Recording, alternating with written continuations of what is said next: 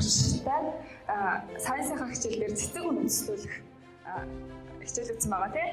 За тэгээ энэ хичээлээрээ бид нар бүгдээрээ хүүхд болгон нэг өөрсдөө цэцгийг үндэслүүлсэн байгаа. За тэгээ хүүхд манайхад өөрсдийнхөө үндэслүүлсэн цэцгийн тухай найзуудаа мэдээлэл аваа. За дөрөв ангийн сурагчдын бүгднүүдийг за тэгээ ажиллах цэцэгтэй хүүхдүүд нь нэгэн төлөвлөлт цэцгийнхаа тухай ярина тийм. За дөрөв ангийн цэцгийнхаа тухай яриараа. Миний дарсан цэцэг бол нүмергэн тэгээд одоо би бичсэн цэцгийнхаа талаар ярьж өгье. Тасалгааны агаар цэвэршүүлэх шилдэг 10 ургамлын нэг ачлахад хамгийн хялбар ба агаар техник 60% хүртэл бууруулдаг хөгс мөөгөн зүр үүсгээс хамгаалдаг. Энэ бол эмэгтэйчүүдийн цэцэг. Энэ цэцэг ургаж байгаа айл хайр ба ойлголцод оршиж байдаг. За миний дарсан цэцэг бол мөнгөний цэцэг. Энийг халбан кактус гэж нэрлэдэг. Навчин яг зоос шиг бүрхий учраас ингэж нэрлэдэг. Айл гэрт даз хиймээр хэд баялаг дуудаж өнгө үзэмж нэмэхээс гадна эрүүл мэндэд баггүй тустай.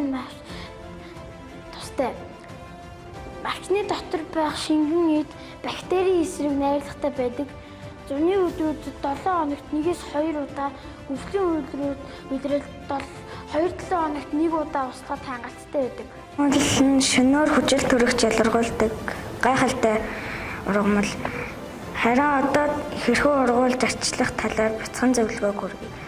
Мөнхрөөг ургуулах их амархан бөгөөд арчилгаа нь бага шаарддаг цэцэг эхлэн таригчдад маш тохирох цэцэг юм. Навч чулуун махлаг байх ба хэн маш олон төрөл янз байдаг. Ус сайн нэвчдэг. Эсэрхэг хөрсөнд төрхөн тохиромжтой. Шаазын эсвэл шаврын саванд тарих нь илүү дээр.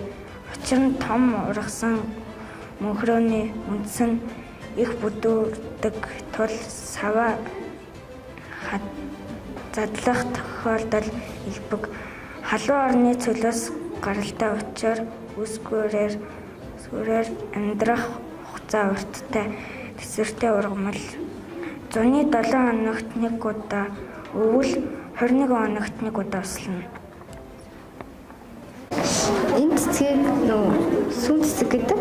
Грант систем бол арчилгад хэлбэр үзэсгэлэнтэй ургамал юм. Энэ бусад гоё чимэглэлийн ургамлын дэвсгэр дээр навчны тод гэрлэр тод харагдаж байна. Энэ цэцэг нь босод шүүслэх ургамал шиг алдартай биш боловч энэ зөөл төлөөлөгчид янз бүрийн дүр төрхөөр сайрхаж чаддаг.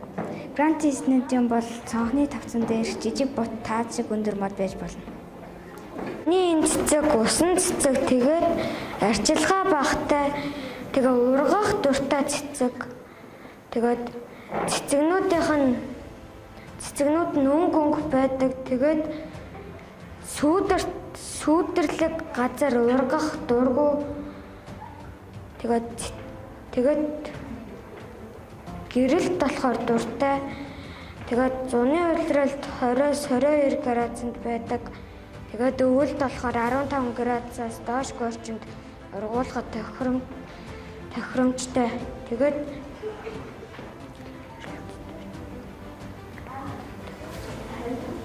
Тэгээд нарны шууд тусгал байлгах дургу гэж байгаа.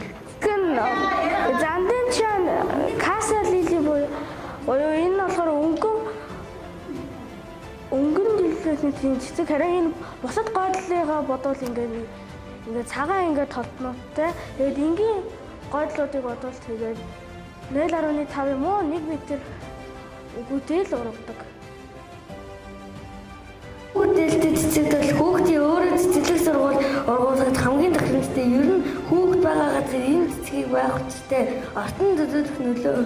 Зузаахан олон нас тасалгааны ургамал өгөөд удаан цэцэглэгдэх олон өнгийн цэцгээрээ гэрэл үзмж нэмэгдэг. Мөн төлөнхийн арсны үйлд зэрэгт навчийг нь баг зэрэг зөөлрүүлж байгаа тавхад сайн байдаг юм. Арчилгаа. Ургахад амархан арчилгаа багтай цэцэг анх ургуулгын хүмүүс зөвлөдөг гэрэл. Гэрэлсэг ургамал хангалттай гэрэлтэй газар буюу урд баруун зүгийн цонхор дээр байрлуулахад тохиромжтой. Эд зуны үед хід наранд удаан байвал навч уйлж түлэгддэг гэрэл тул иш энэ сонож ургадаг. Бусад зузаахан ургалт хурдан цэцэг учраас хит сонож хэлбэргүй ургахаас сэргээж тайралт хийж байх хэрэгтэй. Миний авчирсан ургамал бол долларын мод. Нөгөө ус баг шаарддаг. Тэгээд гэрэл их байх тусам хурдан ургадаг. Тэгээд чийг нь дуургүй. За би сайнсынхаа хичээл дээрээ үр суулгаж үзсэн. Миний барьж байгаа энэ суулгасан өрнө хүүтэн наргүй газар суулгасан. Нийтдээ 5 хоног болж байна. Харин миний одоо барьж байгаа цэцэг бол нарны гэрэл тавьсан цэцэг. Вандууны үр нарны цэцгийн үр алимны үр гэх мэт. Наран тавьсан хэсгээс магадгүй. Наран тавьсан хэсгээс магадгүй.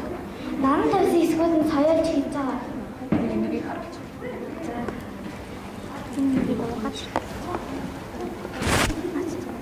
Ингээд соёо гарч ирэх гэж байгаа. За суудаг гэсэн хэсгүүд нь ямар ч өөрчлөлт ороогүй. Ямар ч өөрчлөлт ороогүй.